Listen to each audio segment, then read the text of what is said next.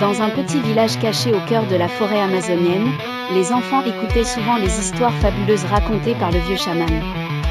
Il parlait d'une mystérieuse vallée où le temps s'était arrêté, une terre pleine de bêtes préhistoriques et de secrets millénaires.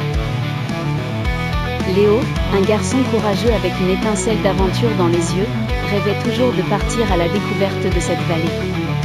Il ne se doutait pas qu'un jour son rêve deviendrait réalité. Un matin, Léo et ses amis, Emma, une fille intelligente et Rusco, un raton laveur espiègle, décidèrent de partir en expédition. Armés de la vieille carte du chaman et de leur curiosité inépuisable, ils s'enfoncèrent dans la jungle. Leur chemin fut parsemé de difficultés, des marécages boueux, des lianes épineuses, et même un torrent déchaîné qu'ils durent traverser en trouvant une passerelle naturelle formée par un arbre abattu. Après une longue journée de marche, ils atteignirent une clairière où le sol semblait vibrer d'une énergie étrange. L'air était saturé d'une brume iridescente.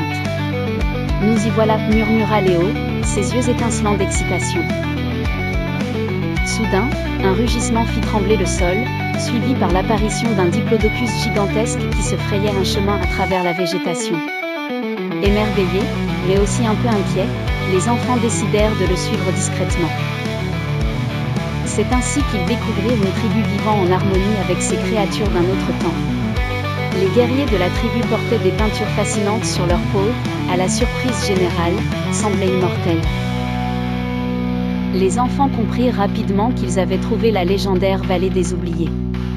Mais pour en faire partie sans perturber l'équilibre du lieu, ils durent prouver qu'ils venaient en paix. En utilisant leur ingéniosité et l'amitié indéfectible qui les unissait, Léo, Emma et Rusco réussirent à gagner la confiance des anciens de la tribu. Ainsi, ce qui avait commencé comme une simple aventure se transforma en une incroyable légende que les enfants racontèrent à leur retour au village, perpétuant ainsi les récits du vieux chaman pour les générations futures.